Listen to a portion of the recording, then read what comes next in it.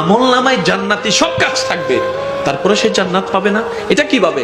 তখন নবীজি বললেন, সে জান্নাতে যাওয়ার জন্য যতটুক পরীক্ষায় পাশ করা দরকার সব পরীক্ষায় পাশ করে যাবে।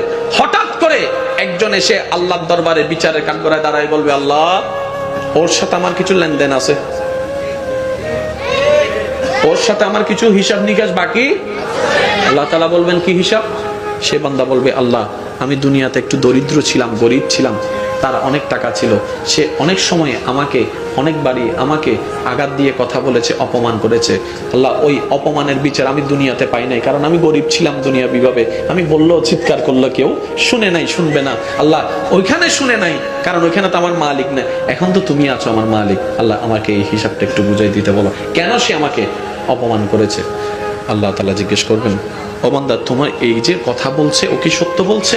তখন আমি মাথা নিচু করে বলবো, আল্লাহ, সত্যিই বলছে, আমি অপমান করেছি। এবার আল্লাহ তাআলা বলবেন, আমার বান্দাকে কেমনে খুশি করবা তুমি জানো, করো, খুশি করো। এবার সে বলবে যে, ভাই, আমার মাফ কর। চলবে না। এটা দুনিয়াতে হলে চলতো। রাস্তা দিয়ে হেঁটে যাচ্ছে, অনেকদিন কথা নাই, একবার পিছন থেকে যায়, জরে ধরেন তো কাউকে, এ মাফ না করলে নসাইজ, মাফ কর। 1 মিনিট, 2 মিনিট, 3 মিনিট আগারাগি গালাগালি কিছু করে মাফ হয়ে গেছে।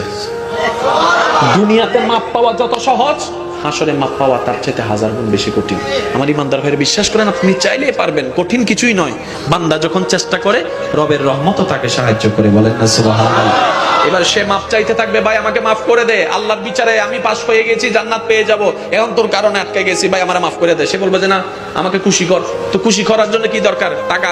এখানে তো টাকা, এখানে তো জমিন, এটিএম কার্ড, বিকাশ নগদ, তো কি দিব তোরে? বলে যে, একটা কাজ কর, তোর যত নামাজ আছে সব আমারে দিয়ে দে। বুঝবেন?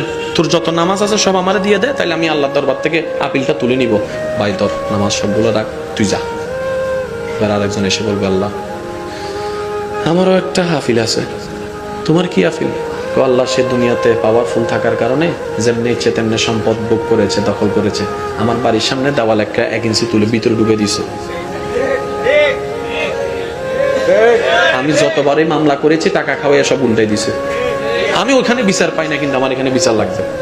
আল্লাহ বলবে যে, সে কি সত্য বলছে? আল্লাহ, সত্য। তারা খুশি কর। এবার সে বলবে যে, ভাই, তো রোজা যতগুলো আছে সব আমারে দেয়, তাহলে আমি খুশি হবো। এবার সে রোজা সব দিয়ে দিবে।